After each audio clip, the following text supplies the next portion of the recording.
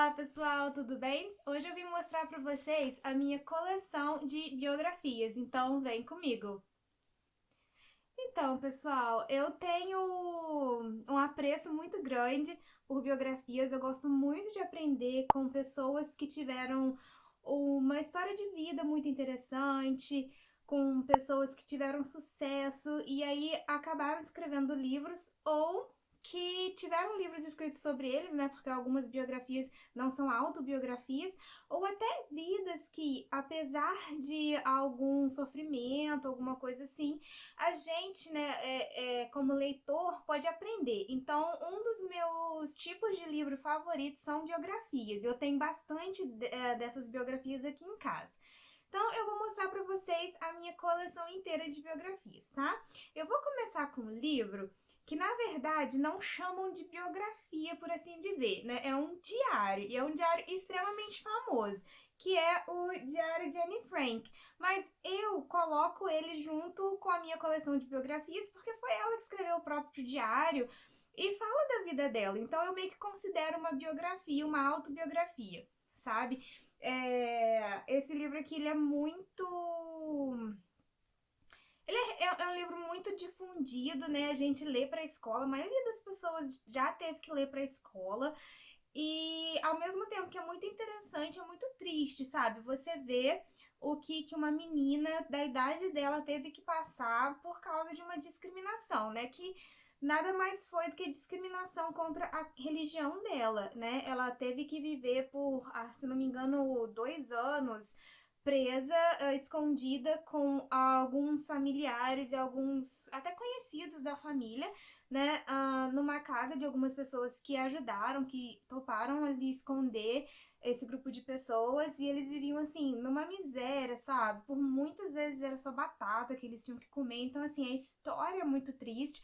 Vocês provavelmente devem conhecer a história, mas quem ainda não leu, se você ainda não leu, conheça porque vale muito a pena. Essa edição aqui é uma edição de bolso da Best Bolso, tá? Best Bolso é um selo da editora Record, eu recomendo muito porque é a história na íntegra, desculpa, mas a edição em si ela é um pouco mais em conta, sabe? O papel é branco, é um livro pequenininho, olha, comparado com a minha mão, ele é bem pequenininho, ele é maleável, mas, gente, o que importa é que a história completa tá aqui, sabe? E eu vou ler um trechinho pra vocês aqui, olha.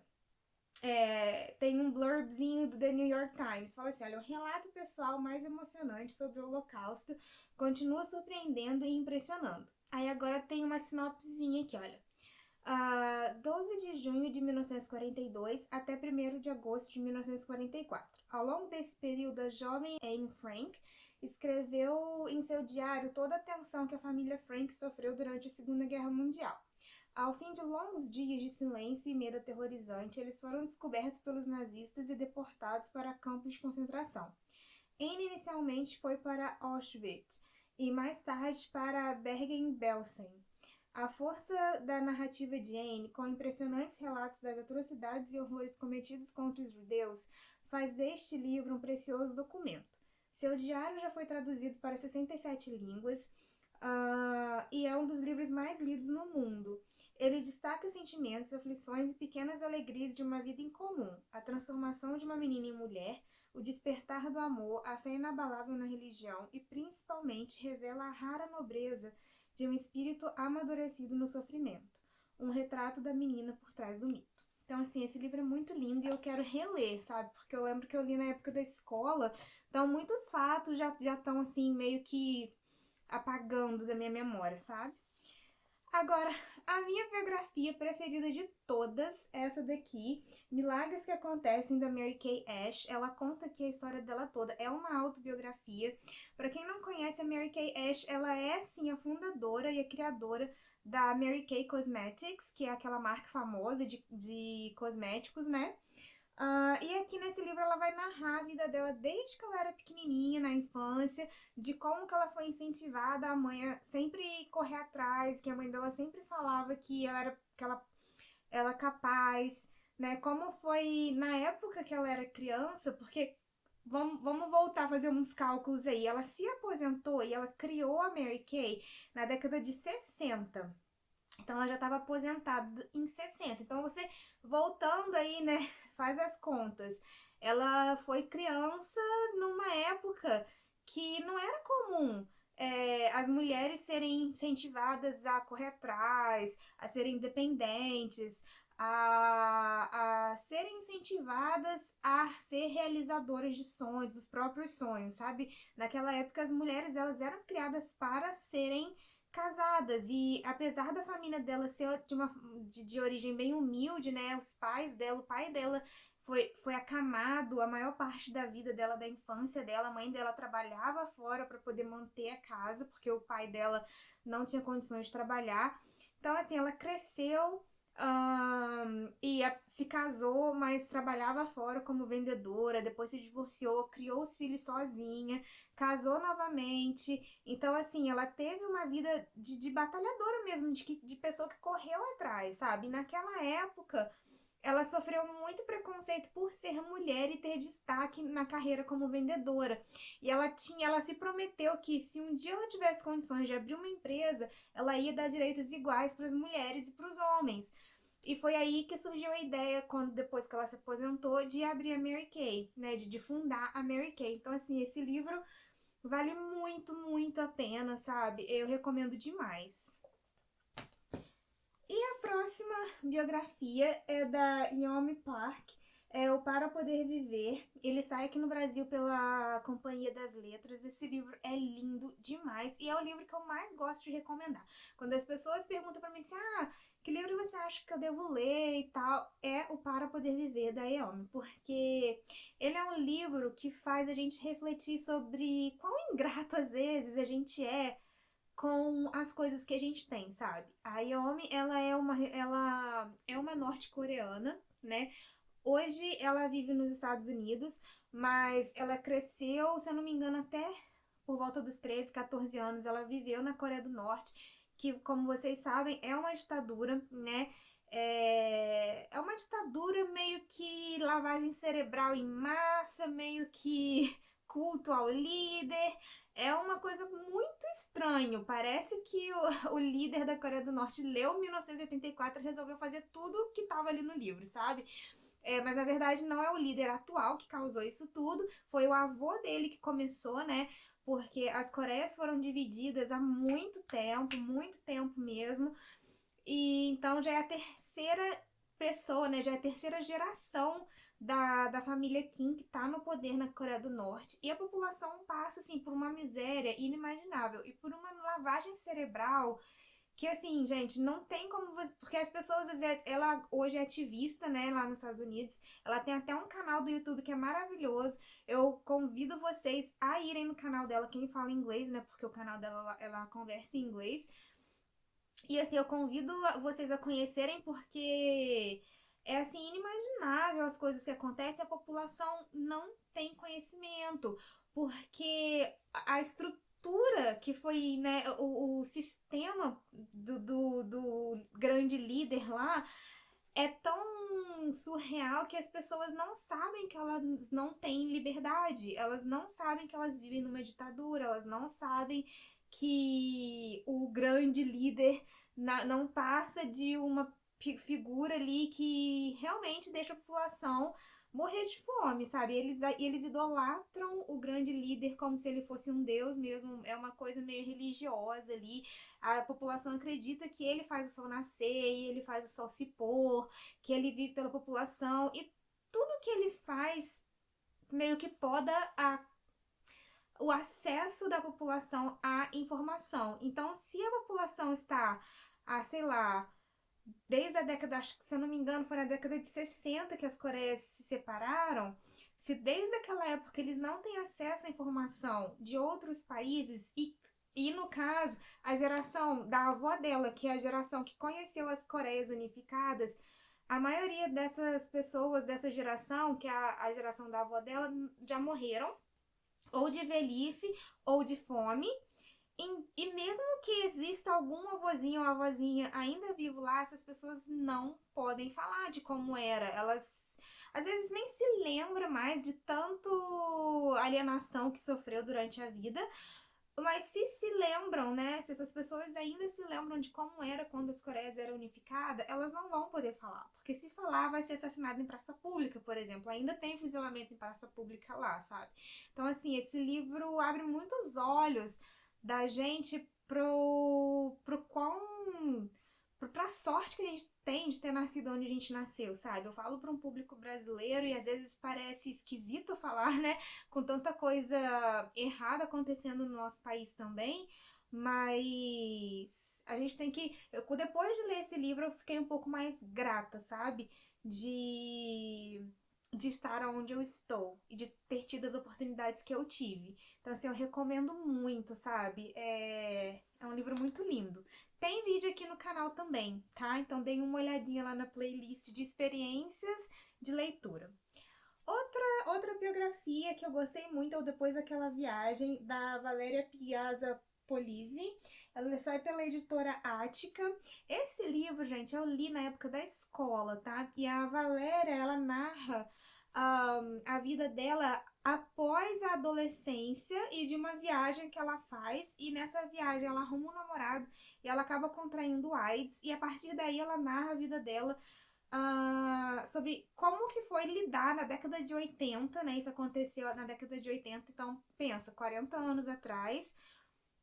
E como que era lidar naquela época com isso? Não tinha informação, sabe? Naquela época tinha um preconceito muito grande.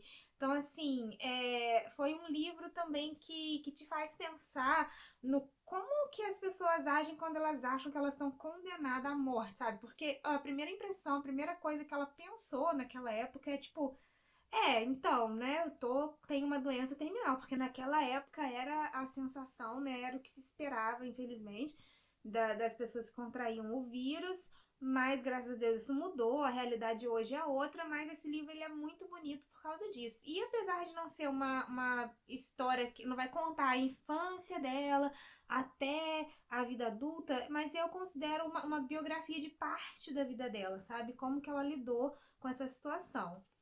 E agora, outra biografia que eu tenho aqui, que eu ganhei de presente de uma aluna, é a Fidra e o Trotsky, tá?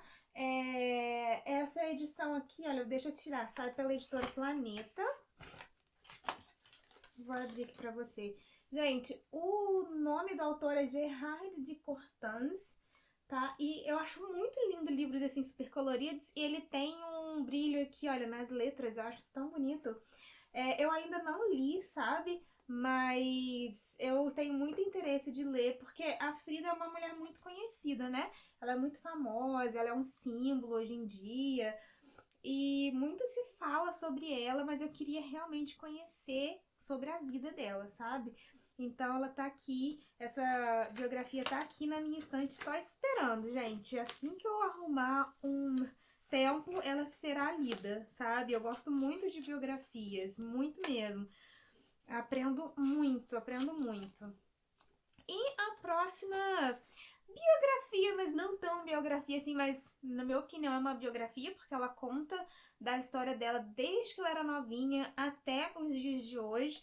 É esse livro aqui, olha, Do Outro Lado do Espelho, da Alice Salazar. Essa edição aqui é do Universo dos Livros. A Alice Salazar, ela é uma maquiadora maravilhosa, talentosíssima, trabalha no YouTube há bastante tempo, e aqui ela vai contar como que foi a progressão profissional dela. Como que foi quando ela era mais nova, deixar o salário, a segurança do salário que ela tinha, apesar de bem pouco, e começar um canal do YouTube, meter as caras, perder a vergonha, como que foi o processo de profissionalização dela no canal, e aí depois criar a marca, criar a cadeia de lojas que hoje ela tem. Então, assim, pra mim é uma biografia, mas só que ela é mais voltada para o pro profissional da Alice do que só pra vida. Mas tem muitas partes da vida dela. Ela conta de como ela era quando ela era pequena, que ela sonhava ser dentista, e aí como que isso não funcionou. Teve uma situação que não deu certo na vida dela, que ela acabou não indo pra faculdade.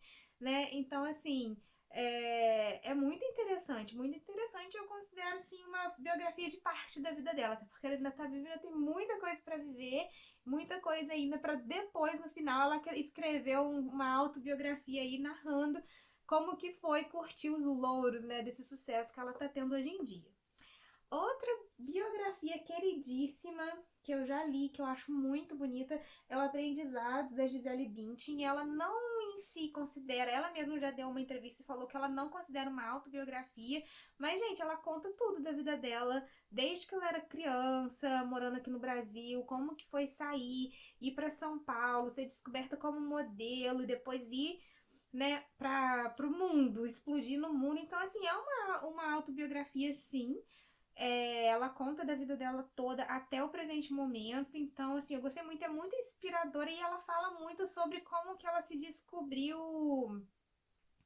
uma pessoa mais zen, uma pessoa que medita, parou de beber, parou de fumar, como que ela mudou a vida dela completamente e ela fala dos aprendizados e o nome ficou certinho, sabe? Ela fala do que ela aprendeu durante a vida dela a partir das coisas que aconteceram, das situações, da profissão, da vida pessoal, sabe? É muito bonito esse livro também. Agora, uma lindeza, gente. Essa edição é muito linda. Esse livro aqui, olha, Maurício, né, que é do criador da Turma da Mônica, chama A História que Não Está no Gibi, gente. Essa edição é lindíssima. Olha aqui, que fofura. Apesar de ser, né, capa flexível, capa mole, né, capa comum, ela tem imagem, sabe? E aqui é uma autobiografia, né? O Maurício de Souza escreveu, lançou ano passado, se eu não me engano. Vou conferir ali se foi realmente no ano passado. Então, assim, tem fotos de quando ele era pequeno. E aqui no final tem um gibizinho só para quem comprar o livro. Deixa eu confirmar aqui se ele foi lançado mesmo no ano passado. Aqui tá falando que os direitos de imagem é de 2017. Então, ele foi lançado em 2017. Mas eu comprei no ano passado.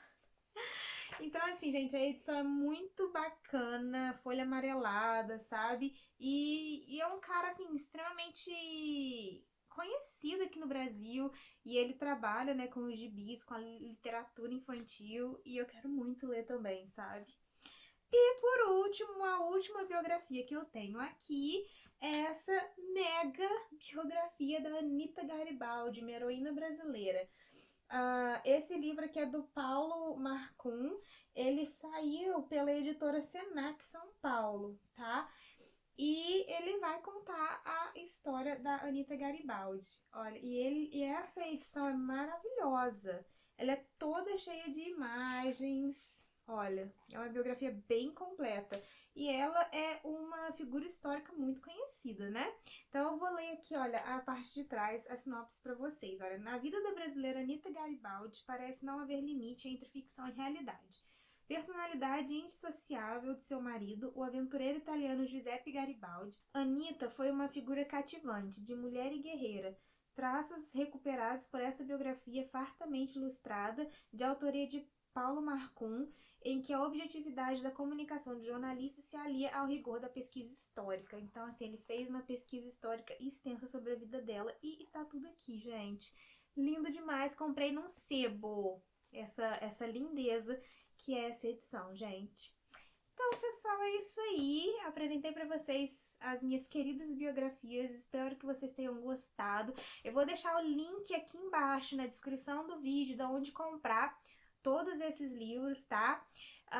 Lembrando que comprando nos links aqui de baixo da descrição, vocês estão ajudando o canal, vocês estão me ajudando a manter o canal, então muito obrigado. Vocês não gastam um centavo a mais ao adquirir no meu link, vocês só vão estar me ajudando, tá? Pela indicação. E é isso aí, a gente vai continuar falando de leitura e de livros nos próximos vídeos. Tchau!